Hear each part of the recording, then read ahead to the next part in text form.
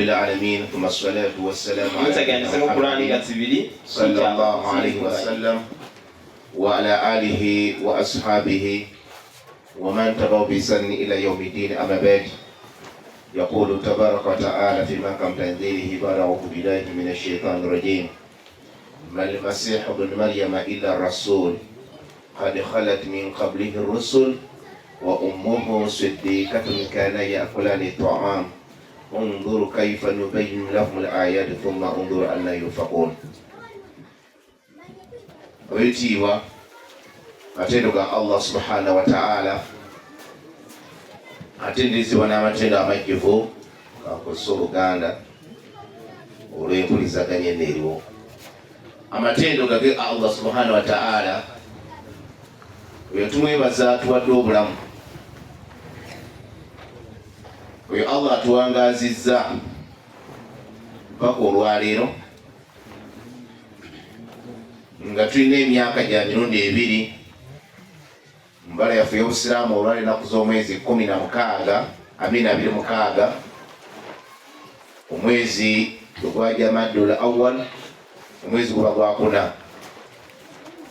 Ate era mu kiseera kyekimu tuli mu nnaku 18 ez'omwezi ogwa Desemba mu mbala ya kalenda emanyiddwa nga Gregorian calendar oba tugiyite Christian calendar.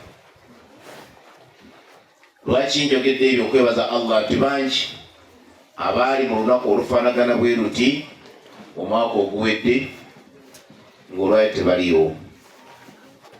Gwe nange Allah akyatuleseewo nga tuli balamu. Ekyo kya ttendo tulina okukyebaza nti alhamdulillahi rabbil alamin.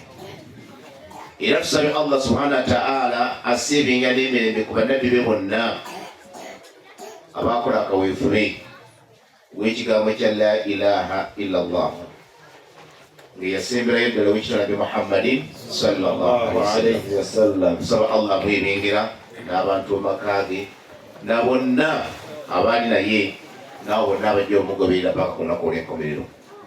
Bityo abakkiriza buli omu kitiibwa kye. Inshallah ta'ala nja kwebaza nga tumaze, naye mukkirize buli omu kitiibwa kye tubeere nga tugenda mu ssomo direct. Musomo gwange gwe bampa oba gwe bampa basemere nagimanya emabegako nnyo ddala nga tennabona kuyingira mu mwezi ogwa Desemba. Nenzikiriza nenga naye mukipinga nga munzijukiza kubambira ne programu nyingi. Alhamdulillah, omusomo gwe bampa njogere ku musomo ogukwatagana n'omwezi guno, omwezi okumanyiddwa nga gwa Desemba, ng'ekikolebwamu mu nsi yonna. Abantu bagamba beetegese era etawuni zonna ziri bize, abantu bali kwetala, naye ng'abasinga obungi bali kweteekateeka okubeera nti baaniriza omwana wa Katonda agenda okuzaalibwa. Kyekiri mu bwongo bw'abantu nti Katonda agenda kuzaala omwana ewiiki ejja, olunaku lugenda kubeera bwe luti era lwa Sande. Katonda agenda kuzaala omwana nga mwe muli ne baganda baffe Abasiraamu nga nabo bwe bali, kubanga balaba abantu babikola aba basula nkyandi oba bituufu oba katusanyuke nabo. Naye njagala mutegeeze gwe asembedde wano, nkwebaza era akensoso kubeera nti ozze mu ddalasa egenda okwogererwamu bwogezi ebigambo byokka nga tetunayo entertainment yonna. Otusanyuseeyo abagenyi, abateesitesi bategese abasanyusa abagenyi, wabula kuwulira ebigambo bya Allah. Bannange ensonga nkulu nnyo. Tusaba Allah ffenna atumalira abazze wano. Allah subhanahu wa ta'ala okutuma bannabbi yalina ensonga. Allah okubeera nga atuma bannabbi yalina ensonga.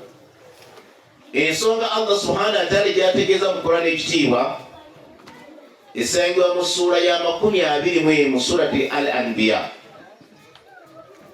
aya ya 25. nsaba omusabye omusomesa omusomi ajja kusoma mu lulimi lwennyini Oluwarabu Qur'ani muyakkira tuvunule obwangu osobole okubeera nti mufuna mu bwangu. Allah subhanahu wa ta'ala alina ensonga gy'atuwa mu aya eyo eyavaako Allah atuwe bannabbi bonna mu nsi, bannabbi bangi, naye Allah ategeeza mu Qur'ani yategeezaako bannabbi 25 bokka. Yategeeza 25, yategeeza amanya gaabwe, naye nga bannabbi bangi ababagamba nti 25. ababagamba nti bannabbi basuukira ddala emitwalo 12 mu 14, naye betumanya amannya bali 25. Uliza ensonga eyo egamba etya? A'udhu billahi minash shaytanir rajim. Bismillahir rahmanir rahim. Wama arsalna min qablika min rasulin illa nuhi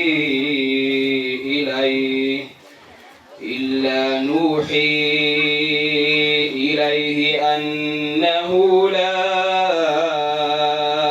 ilaha illa ana fa'budun. Aya mjiulidde Allah subhanahu wa ta'ala agamba nti wama arsalnaka, tetwakutuma gwe Muhammad sallallahu alaihi wasallam min qablik, oluvannyuma oba olubereberye nga tonatumibwa okujjako natuma buli nabbi yenna nga amutuma n'ekigambo ekigamba nti la ilaha illa ana, nga watali musinzibwa asinzibwa mu mazima okujjako nze zekka Katonda wammwe. Allah ensonga gyatuwadde, yensonga eyatuma bannabbi bonna. Kati Muhammad sallallahu agenda okujja nga addira mu bannabbi abaasooka ali mu bigere byabwe, naye nga buli nabbi yajjanga n'ekigambo ekigamba nti la ilaha illa Allah, teri musinzibwa mulala yenna okujja kwani? Allah subhanahu wa ta'ala. Allah kyaga nti fa'budun, n'olwekyo munsinze. Kati ensonga yabintu abakkiriza yakida yaffe y'obusiraamu ffenna tugimanyi, era ye shahada gye tutooza abayingira obusiraamu, ye shahada gye twogera buli lunaku. Omaze okufuna wuzu yoyogera, bamaze okuyaziina ogyogera, tuli mu tahiyatu twogera, mu azikaari tukikola. Kimanyiira buli kaseera azikaari eyo ekolebwa omusiraamu ekigambo kya la ilaha illa Allah. So nekirabukanga kigambo kikulu nnyo era nga gwe musingi gw'obusiraamu, yeyingini y'obusiraamu, kigambo kya la ilaha illa Allah. Ekigambo ekyo kikulu nnyo abintu abakkiriza. Abasomi bakyo abasomesa tawhid bakiteekulwamu emiteeko gya mirundi 2, ng'omuteeko ogusooka guba gwegaanira ddala. Bugaana ki? Ebisinzibwa ebirala byonna ebisobola okugabirira, ebirina ekisa, ebirina ki, ne tugaana nti teri. Omuteeko ogwokubiri ne tukakasa nti teri omusinzi omulala yenna okujjako gwe Allah subhanahu wa ta'ala. Kati gwe musingi gw'obusiraamu gwe twakkiriza. Eyo akida nkulu nnyo obusiraamu bwe wobeera, olw'okubanga ekigambo ekyo kitegeera amakulu gaakyo, obutuufu bwakyo. Bwe tuba twakkiriza ekigambo ekyo tetubeera na shakka yonna mu mitima gyaffe egamba nti Katonda bateekeddwa okubeera basatu, Katonda ateekeddwa okubeera n'omwana. Obusiraamu ne bugaana. Ne twesanga ng'olwaliro mu nsi abantu bagamba nti Katonda azadde omwana, Katonda azaala omwana nga naffe bwe tuzaala. Katonda era nga kirungi naye okubeera nga yeefunira omwana. Qur'ani bwe yajja ensonga ezo bwe yaziraba, Allah nassa obubaka ku Muhammad sallallahu alaihi wasallam n'atuwa ebyafaayo ebiraga Maryamu gwe bagamba nti azaalira Katonda omwana. Katonda n'atuwa essuula eziwera mu Qur'ani ziri 2, ng'essuula esooka etuwa surat al-Imran. Imran ye taata wa Maryamu, kitegeeza ye jjajja wa Nabbi Isa alayhi salaam oba Yesu. Allah n'awuleeta essuula ng'eyogera ku ye amakulu. Allah n'ategeeza butya Maryamu bw'azaalibwa. Essuula ey'okubiri eyitibwa surati Maryamu, ye ssuula yokka mu Qur'ani Allah gye yayogerako ng'erinnya lya kikyala. Ye Maryamu yekka eyogera mu Qur'ani ne bamuwa ssuula nnamba. Lwaki Allah yabituwa? tubeere n'obumalirivu tukakase Allah kyeyatuwa Qur'ani tetubeera na shaka yonna betu bakkiriza musomo guno muwanvu nnyo naye inshallah taala njagezaako okubeera nti ngufunza Allah subhanahu wa ta'ala ategeeza enzaalibwa ya mama Maryamu mama wa Nabi Isa alayhi salamu gyabwazaalibwa lwaki Allah amala biseera n'okubeera nga abituwa mbagambye tubeere bamativu so nga ate mu Qur'ani bantu bangi nnyo betumanyi naye Allah tetegeeza ngeri gye bazaalibwamu olaba ne Nabi Muhammadin sallallahu alaihi wasallam nabi waffe wallahi Allah tetegeeza mu Qur'ani nabi nga bwe yazaalibwa nti maama we yali bw'ati Muhammad n'azaalibwa ate yalikola bw'ati teri Allah teyakyogerako naye ate nga mukwano gwe nnyo bannabbi bonna Muhammad yasinga naye yayogera ku Maryamu azaala Yesu naye Yesu naye bamwogera nga tugenda obbiraba inshallah taala mbigulama ngo sura nojulwa mu surata Imran esura yokusatu aya 34 uliza Allah subhanahu wa ta'ala byatandika n'okubeera nga ategeeza ebigenda okufa ku Maryamu lwaki nsomesa Maryamu tumanye Yesu gy'ava musiraamu obeere ng'omanyi nti Qur'ani nga ate yasukkawo kuba bino ebiri mu Qur'ani ate saidi y'abannaffe abaga nti Katonda azaala tebiriyo. Naam.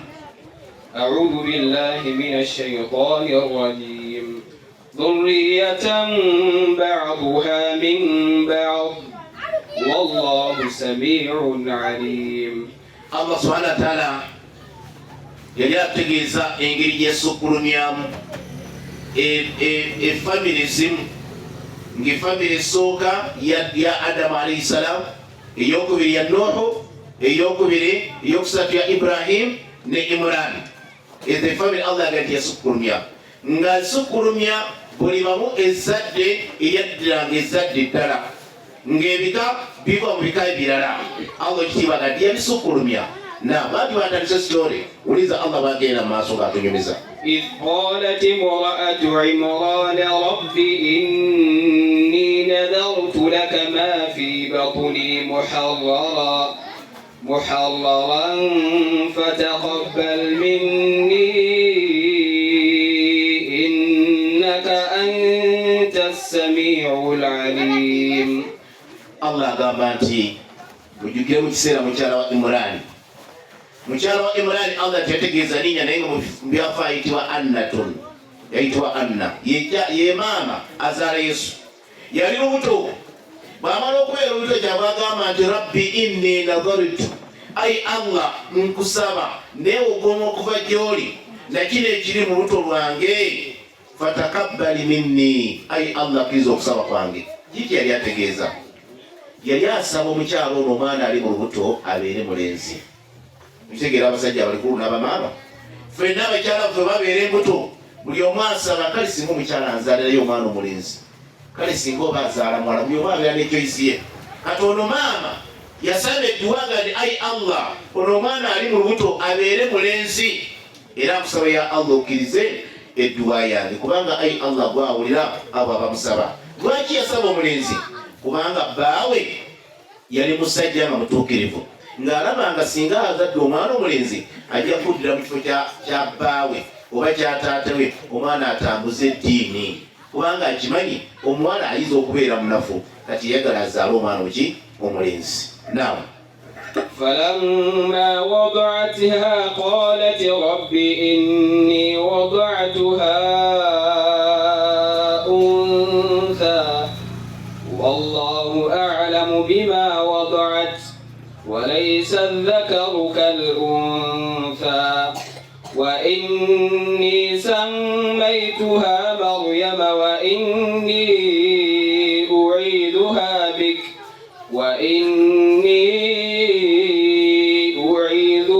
بك وذريتها من الشيطان الرجيم. Allah ategeeza mu Qur'ani agamba nti omukyala ono bw'amala okusaba edduwa eyo Allah agamba nti falamma wada'tuha naye bw'amala okumuzaala naga nti inni wada'tuha untha nga nzadde mwana muwala. Mugisoma ate kubagiza nga n'asaala omukaana makuli tikaagala omukaana da n'amale kusifoma nti mazima nzadde nga muwala aloma nti ayi Allah naye ayi Allah gw'omanya gyenzadde Allah yali amanyi talina okuzaala mwana muwala wadde wasaba omulenzi naye Allah yamanya atalina okuzaala ki omuwala. Kyabaga nti wa inni sammaituha Maryamu, kale namulangira erisi eno Maryamu. Naye gakunywa alumatene nti mazima omwana omukaana kekanakaana omusinde dda, omuwala tasobola kwenkanankana muwala amin n'omulenzi. Omuwala abeera wanjawulo n'omulenzi abeera wanjawulo. Kati yegalanya azaala omwana omulenzi, kyabaga nti mazima nze maze gamutuuma erinnya Maryamu. Kati kitegeera ki nti Allah bw'amala okubeera nti omukyalo namwadde ezzadde, omukyalo ono yasabira omwana we n'amuwa erinnya Maryamu. Allah bw'ategeeza Maryamu gyakute tulabye bamuzadde bamwadde n'erinnya, kyava amusabira edduwa naga nti ayi Allah nkusaba ezzadde lye nsaba okumira omwana wange ono, omukingirize ne sitaani n'ezzadde lye lyerigenda okumuvaamu amakulu omwana wange abaana bagenda okuzaala, omukingirize ne sitaani emumusembera. Eyo edduwa maama yasabira muwala we. Tuyigamu ekinafu abali wano bamaama n'abasajja bakulu, bwetuzaalanga abaana baffe tolinda imaamu jangu nga bwe tumanyi nti oyazindira omwana muyazindire, mukwate ku mutwe omusabire edduwa mu lugisu, omusabire edduwa mu lugweri, mulimi lwotegeera, musabire edduwa. Maama bw'ozaala omwana tokuuma taata, omwana bamala okuzaala baba benyinemu abasooka kubakwata wano kukifuba, omwana oyo muwe ku dduwa. Bw'oba omanye ensula gy'omanyi musobereko, naye ali muhimu musabire ku dduwa. Ayi Allah, omwana omulese mu dduniya muzadde bulungi, musaba omuwa ebirungi eby'omu dduniya, mukingibirize ne sitaani. Kuba tuli mulembe muki? Mulembe muzibu. Oyinza okuzaala omwana nga agenda kubeera muyaga, oyinza okuzaala omwana nga agenda kubeera malaaya. Kati okumusabira Allah byategeeza wano byetuyigamu mu ssuula eyo oba mu aya eyo. Kati Maryamu bwe bati omusabira edduwa era Allah nakkiriza okusaba okwo. Naam. فتقبلها ربها بقبول حسن وأنبتها نباتا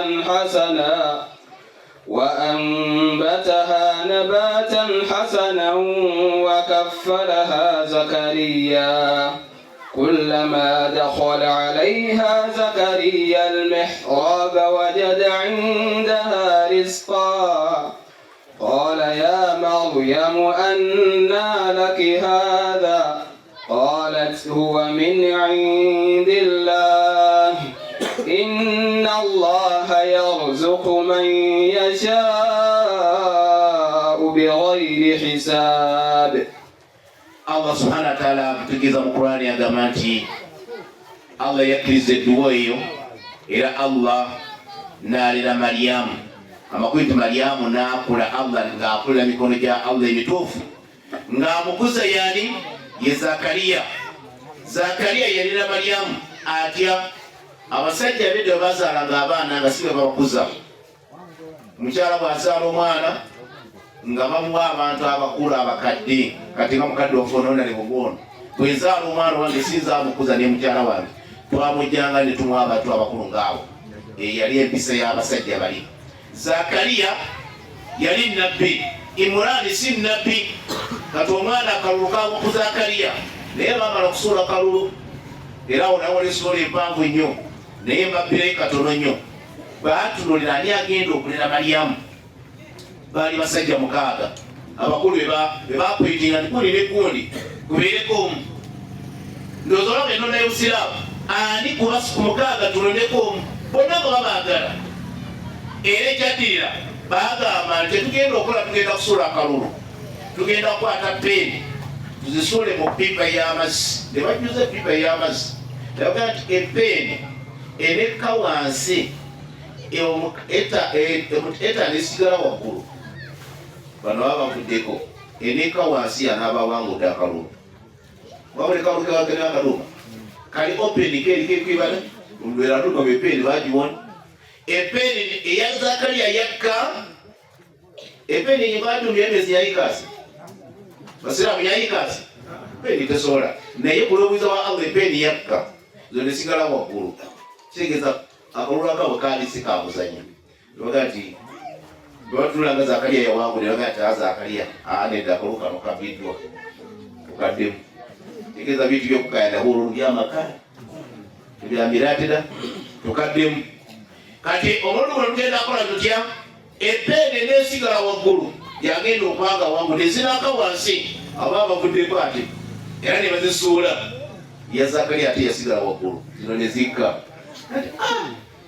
nedda sebo kalakalo nedda tukaddemu olwo kye bakola bagenda mu mazzi agakulukuta wansi eyo naga tugenda kusuula mu mazzi epeene n'erinnya ng'ate bezigeeka zino ziiniika ezinaserengeka banaabavuddeko n'erinnya obulinnya yanaabayiseemu era bazisuula eya Zakariya n'erinnya ezaabwe ne zikka obuuza ne bagamba towaayo okuwangula abakola ekiina bakuwangule Zakariya bekuwangula okubeera nti atwala Maryamu abegenda amulabirire onakaali kalulu naye tulina ekyokuyigamu nitwobulula abantu bonna tuba tubaagala tolina googaana kasaba nga bazze abayiseemu tuga alhamdulillah yakoze eki yabayiseemu awo nako kayisa kuba kali mu Qur'an ekitiibwa kuba tulina okubanga ebyafaayo tubijjeyo abantu bamanye obusiraamu bo bapanga nti obusiraamu na sisitimu nnungi naye abantu fe abolonaki sisitimu y'obusiraamu naye nga Allah yatumalira buli kimu kyonna kiri mu Qur'an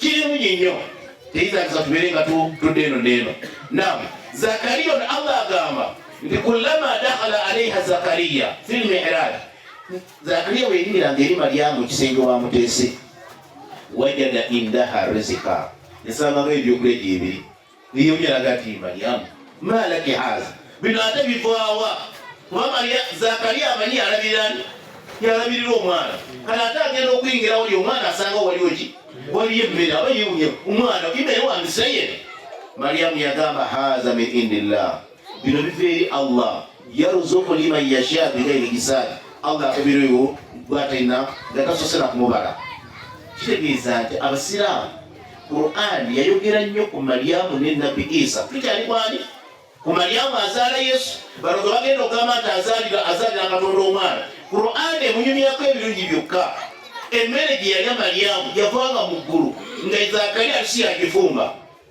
swala la nabi ng'emmere gyalya si yagifumba naye alabira ng'omwana alidde emmere nga n'eddala eryawo naye kitegeeza Qur'an singa Katonda yali azaala omwana naye ate twandigambye nti Katonda azaala omwana ate bali bandibadde batuwakanya naye byonna biraga ki buyinza bwa Allah subhanahu wa ta'ala bitiibwa awo tuveewo tugende mu aya namba 2 wenyini mu sura yenyini eyo inshallah ta'ala awaliyo n'ebyafaayo bingi Zakariya naye yatuuka okusaba omwana Allah naye n'amuwa omwana zizirya naye ka tugende ku Maryamu twagala kumuvaako tutuukire ddala ku kinyusi kya Nabi Isa alayhi salaam naam وإذ قالت الملائكة يا مريم إن الله اصطفاك وطهرك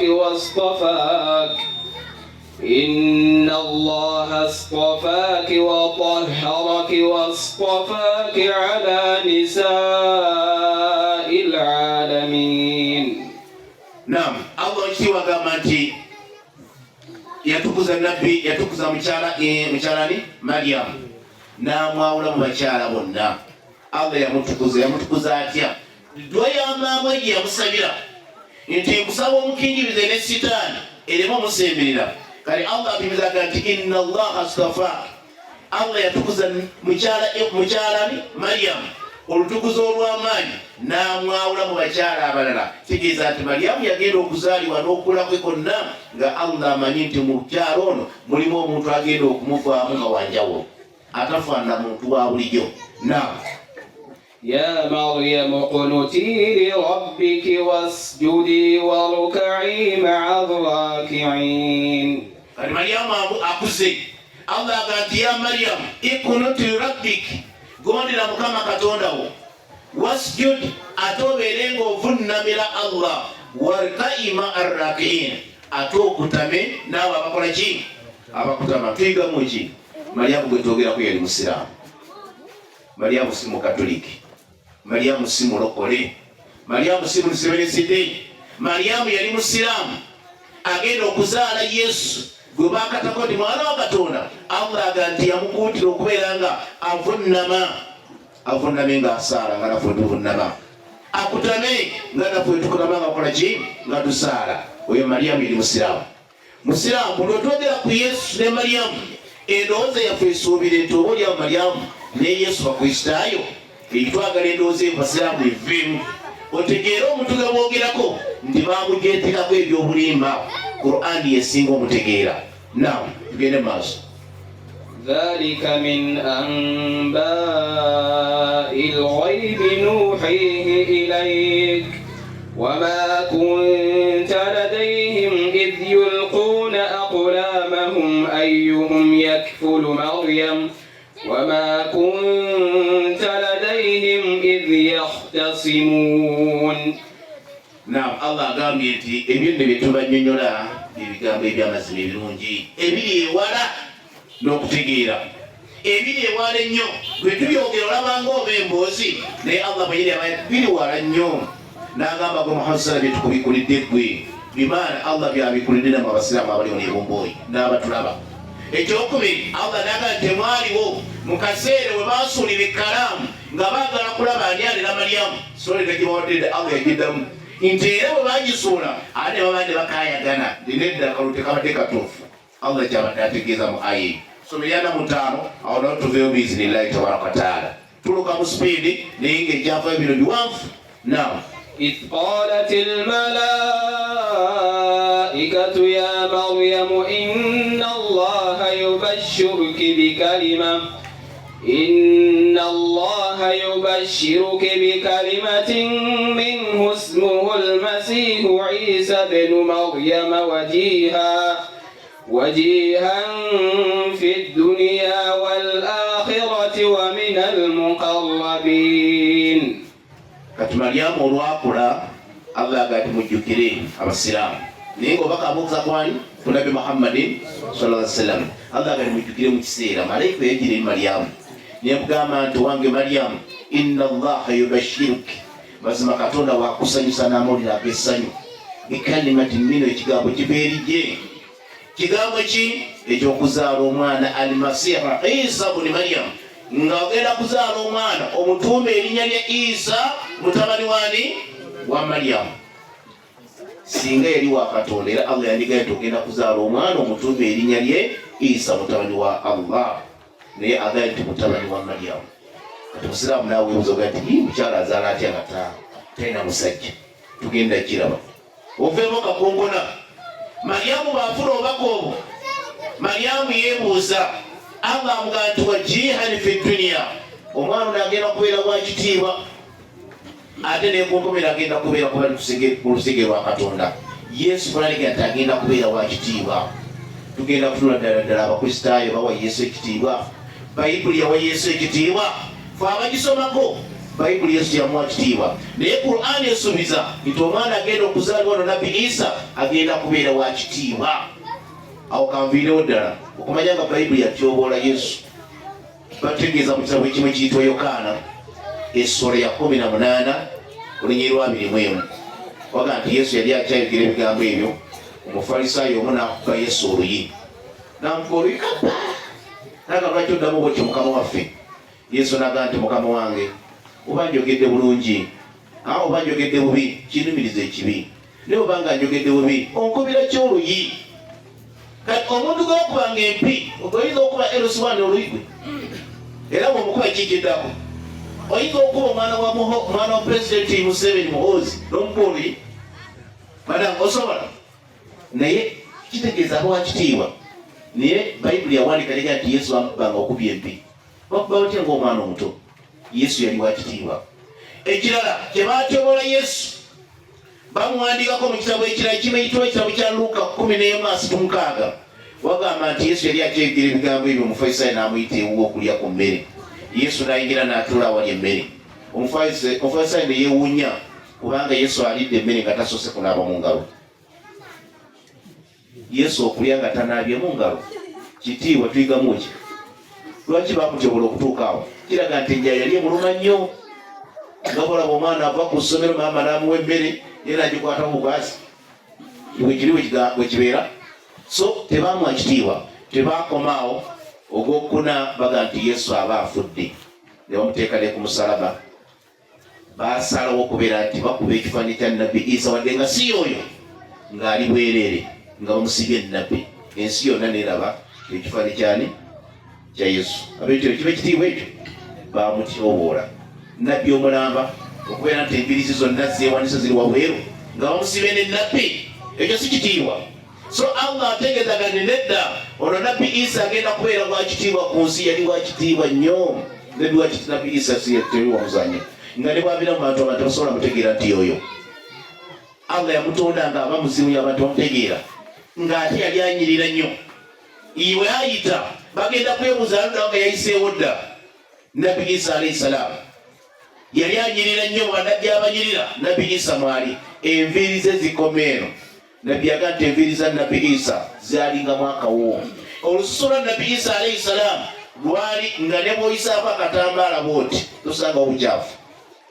Nabbi Isa alayhi salaam kyova olaba era Yesu bwe bagaa nti Yesu yafa, Mariyamu yakaaba, naye bwe yajja ku mulambo bw'ati n'asiigako akatambaala n'alaba nga kaliko obukyafu, yakasalaga ntono si wange mu mutima gwe, naga nti si mwana wange. Nga Nabbi Isa Allah amusudde amututewa muggulu, yagenda muggulu nga tebamukonyeeko. Ogwo nagwo musomo munene nnyo tuli kusomesa buli biseera bituuse bya Easter. Ogwo nagwo musomo gubeera ddala Yesu yafa. So njagadde kuyitayo yonna kubalaga kitiibwa. Allah bagaa nti yakubiza Nabbi Isa, bano bamutyoboola. Nabbi Isa teyafa, teri yamukubako wadde luyi, teri yamwambulamu engoye ze, teri yamwambaza engule ey'amaggwa, teri. Allah yasitula Nabbi Isa n'amutwala mu ggulu. Naam, awo tuveewo tugende ku topiki gye tuliko. Genda wansi wenyini awo. Ayeddako. ويكلم الناس في المهد وكهلا ومن الصالحين. Alipointe eddako byonna tutegeeza Mariyamu wayukallimu nnaasa fil mahadi. Omwana gw'ogenda okuzaala okumanya agenda kubeera wa kitalo, agenda kwogera n'abantu nga kapepi, nga kalunaku lumu. Allahu akbar.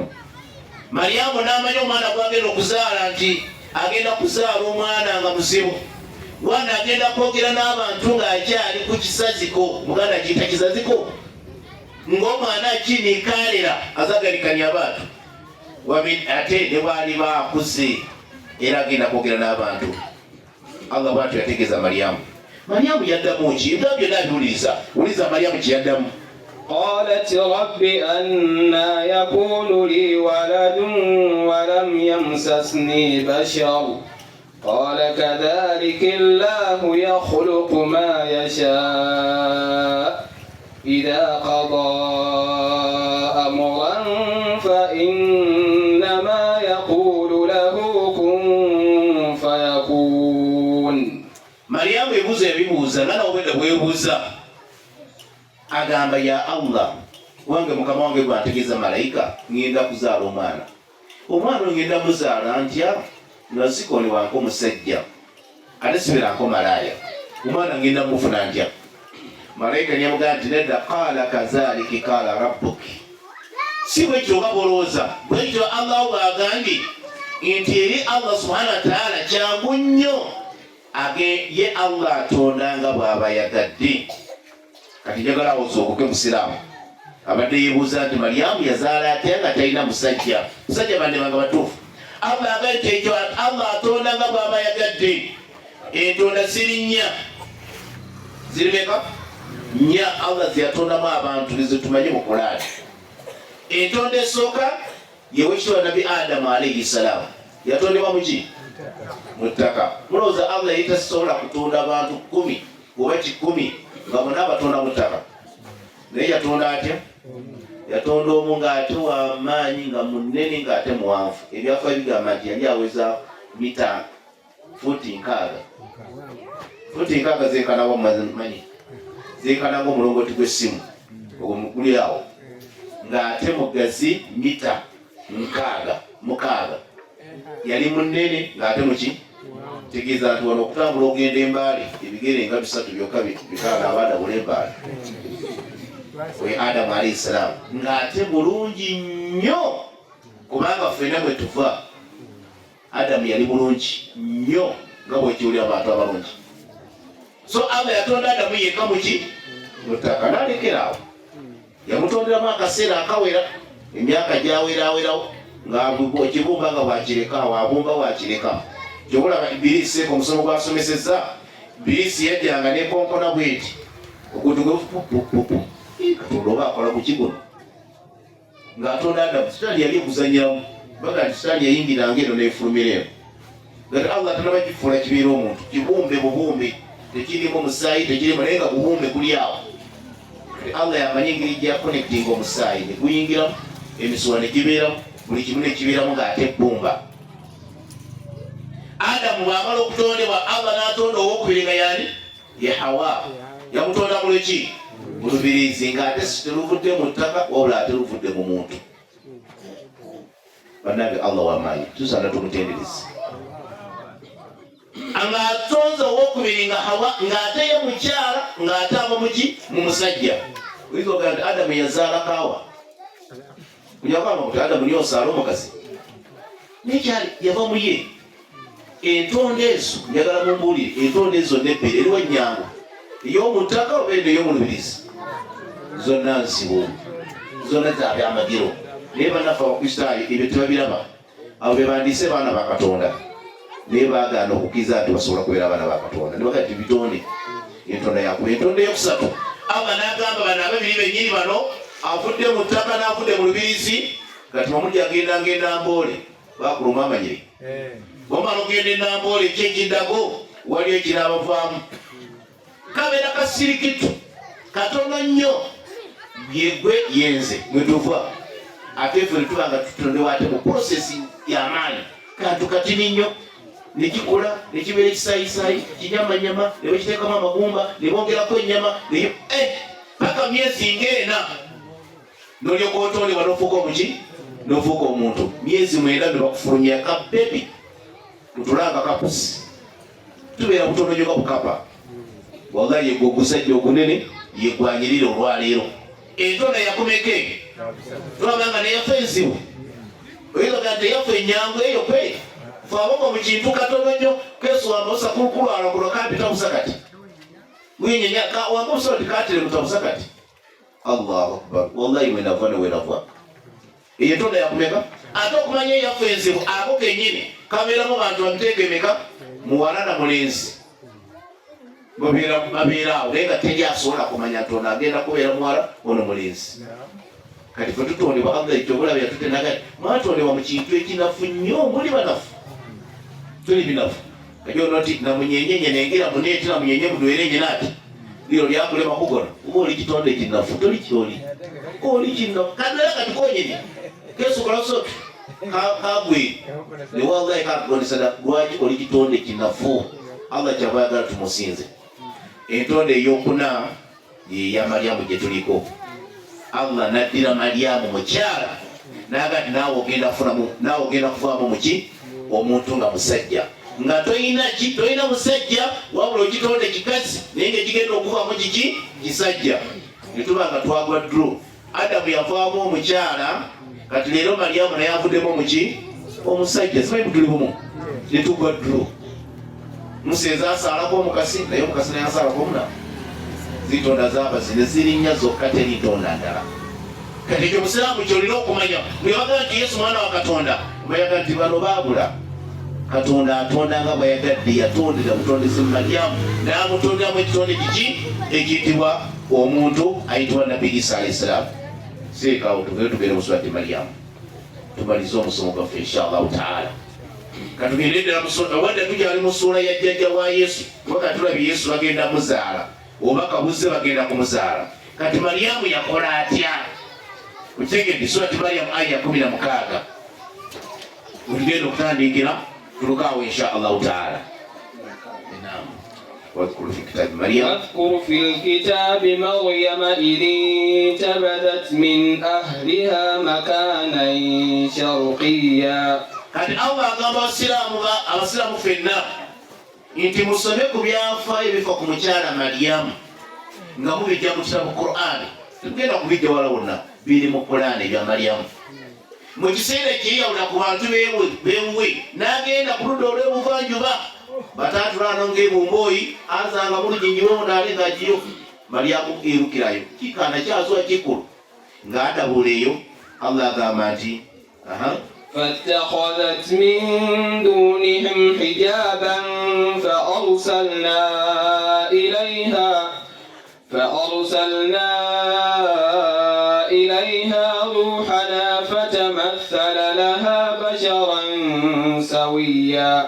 ngada buleyo musigiti gulangi wa Baitul Maqdis mu Israel ngada bule musigiti wera alomati fattakhadhat min duni hijaba ata urutimbe usikiriza baseza nibanana nibagire bimana nti Mariamu yaliye mabega urutimbe ngabeera mabega abasajja bali mu maaso Mariamu yateeka olutimbe Allah yategeeza mu Qur'an olumusikiriza alimo okwesitaza abasajja ng'omwala yali akuzema bulungi bw'amala okubeera nti ali mu kisenge eyo oba mu lutimbe muzigiti Allah agamba fa arsalna ilayha ruhana twamutumira omubaka waffe oba malayika oba omuntu ng'ajjira ddala mu kifaananyi eky'omuntu Mariamu omuntu twamwezera ng'omuseeza ng'ali mudabulire Mariamu atya naabi ali mu lutimbe n'agamba atya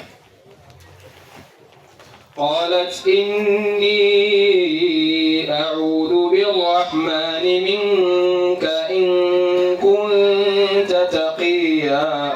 Mariamu alma tosemberera ukasembera museza wena zele ugomeri Katonda amakulu zete Katonda wange nawe obotya Katonda tosemberera igenda makubogo ndekazeka oye Mariamu abawala abali wano tuyigamu ekikulu nnyo gwe twogerako Mariamu yali mu myaka gyaza nti entende ya mugaso nnyo eri bamaama bagenda okuzaala ddagala Mariamu gye yalya ng'agenda kuzaala ani Nabi Isa alayhi salaam era ffe eno kali kyeriyo nti omukyala bamuwako ki ku majaani si wekiri omukyala agenda okuzaala bamuwa amajaani amakambwe naye nga eddagala ntende bamaayi abali awo entende bw'obeera nga lubuto entende yo ogipaakinga kubeera kuzoba opaakinga ebintu ogipaakingira ddala n'okola entende yo yankuba 2 n'ebeera awo oba ogenda owulira ebisa bikuluma gayangako mpolampola biizinillah ogenda kuzaala bulungi kati Allah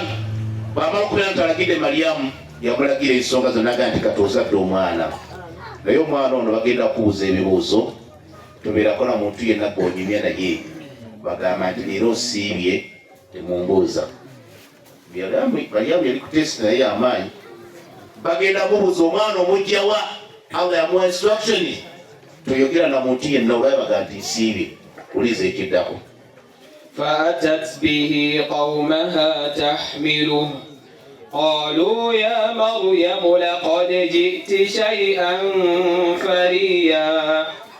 Allah agamba ati فأتت به قومها تحمله Mariamu yajja n'ebbebe amusudde bw'ati amusaalirewo naale atalikwika ebumboyi mu senta. Mariamu bw'akala omwana bw'ati mu senta abantu bonna abasajja bakulu baavaayo bamaama ne babuuza Mariamu ng'ozze n'ekintu ekyewunyisa ekintu ekyennyanyalwa omwana omugjewo atakkirizika mu mateeka naye okusaalamu omwana ebuuzo ne babuuza Mariamu. Mariamu asudde ebbebi we bw'ati Mariamu Yesu asireni kijaddirira يا أخت هارون ما كان أبوك امرأ سوء وما كانت أمك بغيا. Wange mwanyina wa Haruna ni maawo ni baba okebageza baga atwabononefu dda guno omwana omugjeewa ate tebaali bamalaya bweyo empisa ey'obwenzi omwana omugjeewa ebyo nebuzabuza ani Mariamu Yesu asirire ndiyo فأشارت إليه. Allah agati Mariamu yalaga olulala bimana mutebe kakeneka tebaka ebaba omukanonyamu ati mwana azewa mutuma kwa mudani kuza kusoma kuifaje kweza ni sanduku ni kumfalisa eze ni bedasudi mutebo nti zaina mwana wa msena baba tebaka keneka kwa mwana mukono tena kunya mwana mubina kitebe kakana kano nibalike bakubada ulize kyesibalo babagamba batyabbo. قالوا كيف نكلم من كان في المهد صبيا. Mariamu ng'ogwa kusiwa zire nabi kaifa nukallimu man kana fil mahdi sabiya butya bwe tusobola okwogera n'akaana akakyali ka bibi kana akaana kayinza okwogera ebibuuzo bansiza bakola kuteba Mariamu yasigala kwapulira mutebe kanyereka uliza ekyamagere kino قال إني عبد الله آتاني الكتاب وجعلني نبيا. Baba kiteba bitebo wera asamisaka kadobozi k'omwana mu bebisyo. Qala inni abdillah. Kebadimada neko kunyakwadima. Omwana agaliko nakudwera. Omwana akusale misambu agirenga. Wallahi buli omu yasigala n'ayimirira alabe omwana agamba ki.